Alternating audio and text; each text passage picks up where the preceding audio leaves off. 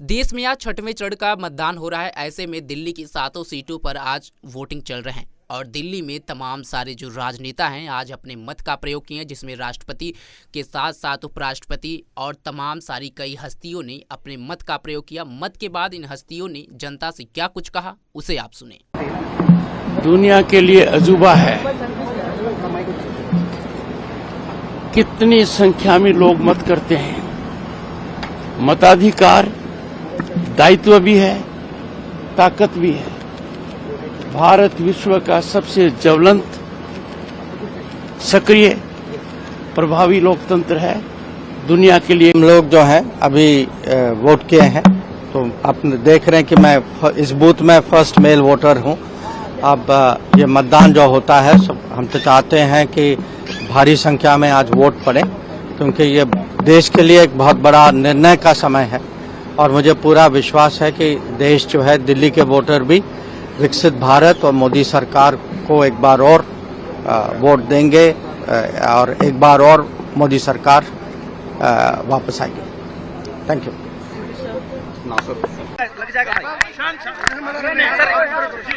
पिताजी, मेरी पत्नी और मेरे दोनों बच्चे, हम लोग वोट डाल के आ रहे हैं और मेरी मम्मी आज ही महंगाई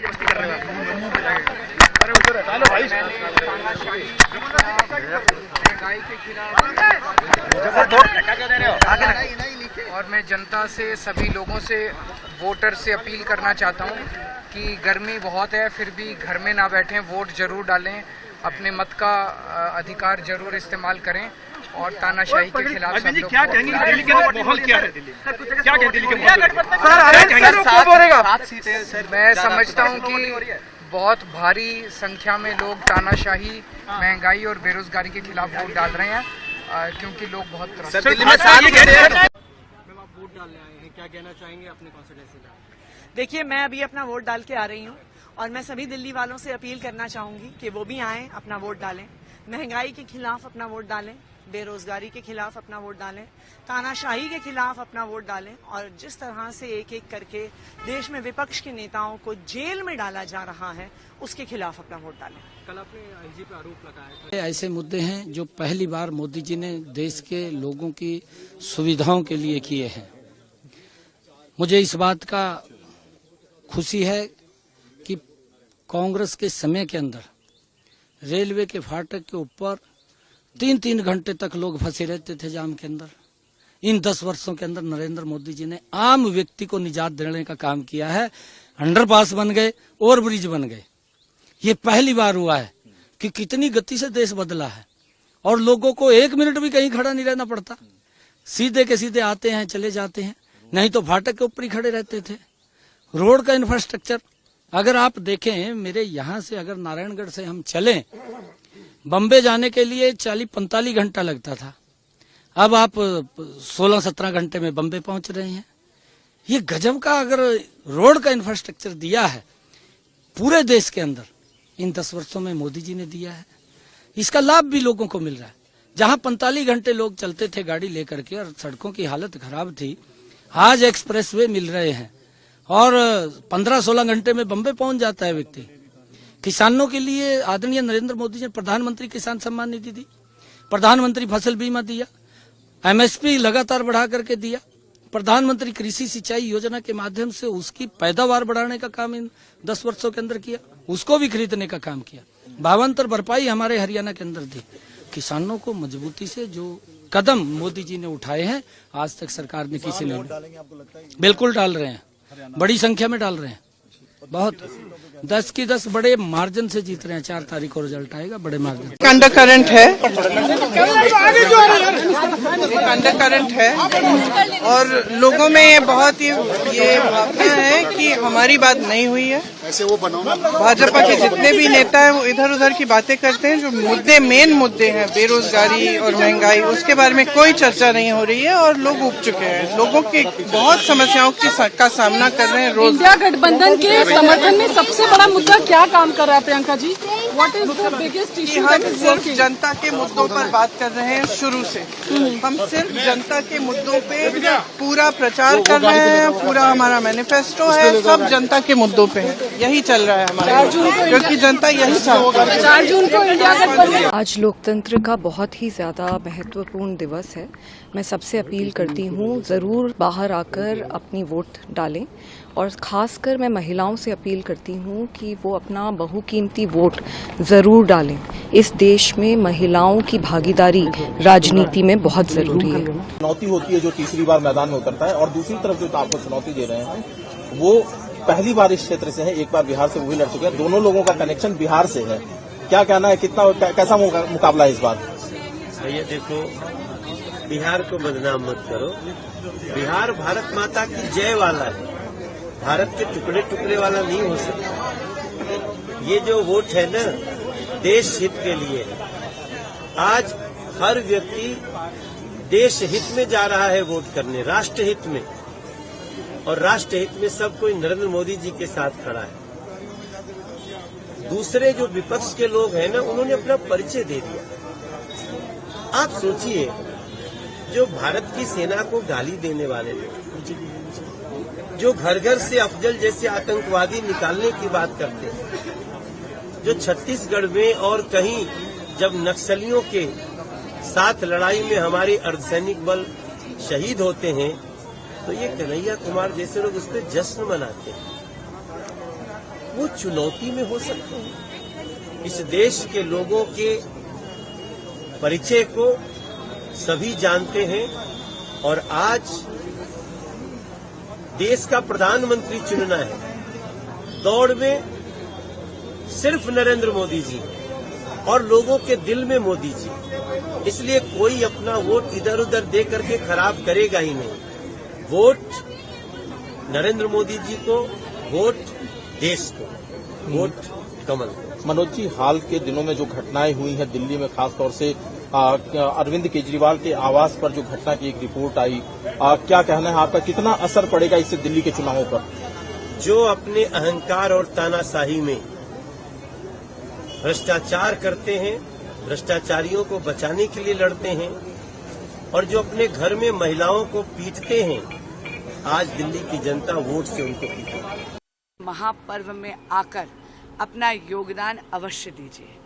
आज सुबह सवेरे आशीर्वाद लेने आई हूँ झंडे वाली माता का, और बस इसके बाद जाके अपने पिता के साथ जाकर मतदान करने वाली हूँ। मैं दिल्ली की जनता से करबद्ध प्रार्थना करती हूँ कि आज गर्मी को झेलकर आइए बाहर, क्योंकि ये दिन राष्ट्र के नाम है।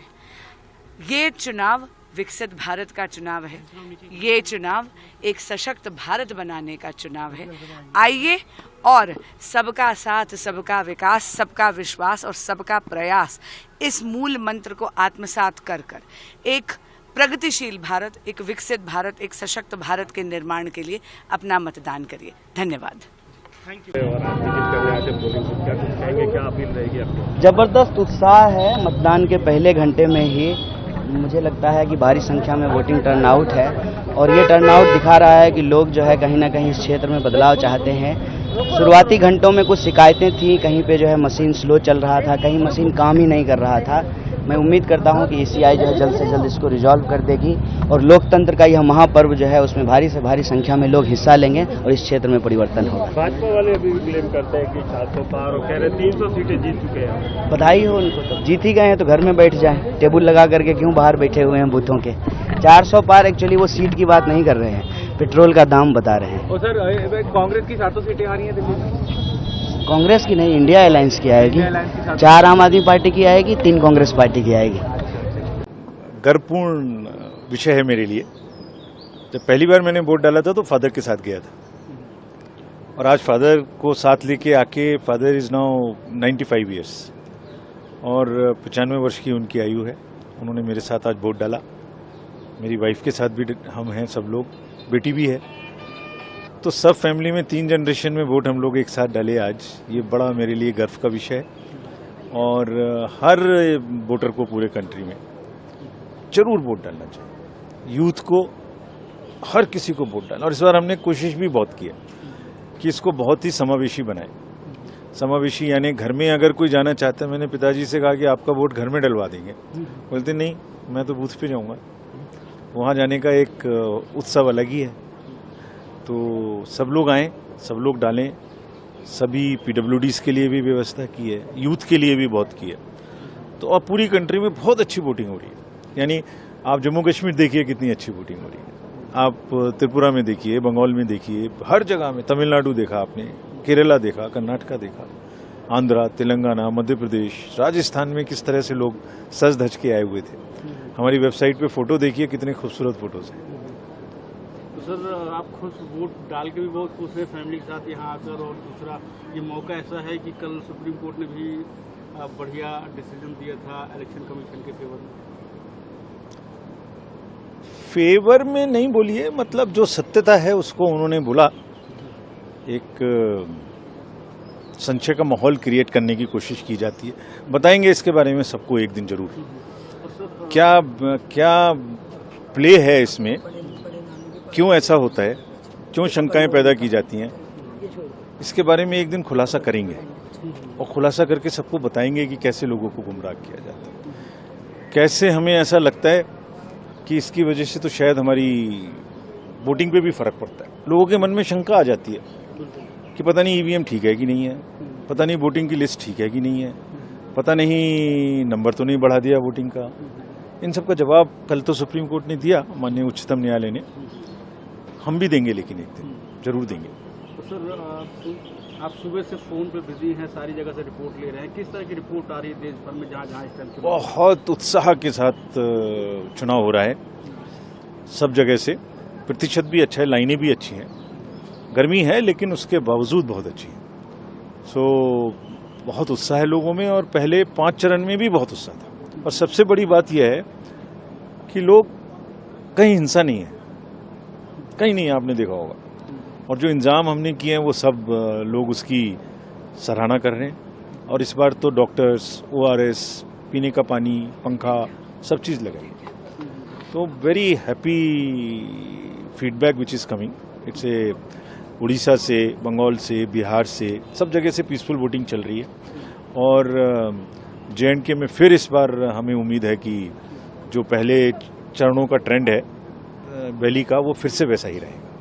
और JNK का सर वो जो असेंबली का इलेक्शन इसके बाद वो मैं बोल चुका हूँ पहले भी, जब पहले तीसरे चरण की वोटिंग हुई थी श्रीनगर में, बहुत उत्साहित हैं वहाँ की वोटिंग से। लोगों का जो लोकतंत्र में उत्साह है और जो आगे बढ़ के उन्होंने भागीदारी ली है, इससे हम बहुत उत्साहित हैं और बहुत ही जल्दी इस पर कार्रवाई करेंगे। Thank you. क्योंकि मिराया अपने कॉलेज छोड़ के आई है अभी 3-4 दिन के लिए कि अपने वोट करें, और जरूर यूथ का यही है कि बदलाव होना चाहिए और ये उनका समय है, और सबको बाहर निकलना चाहिए और वोट डालें, और इंडिया गठबंधन को एक मौका दें, और प्रगति और देश को प्रगति की ओर के तरफ जाएंगे। वो देश चुनेगी, गठबंधन चुनेगा, और मुझे लग रहा है तो गठबंधन चुनेगा, और मैं खाली मुझे पता है कि राहुल देश के लिए, देश के हित में करेंगे काम, और जो राजीव जी का सपना था वो पूरा करेंगे।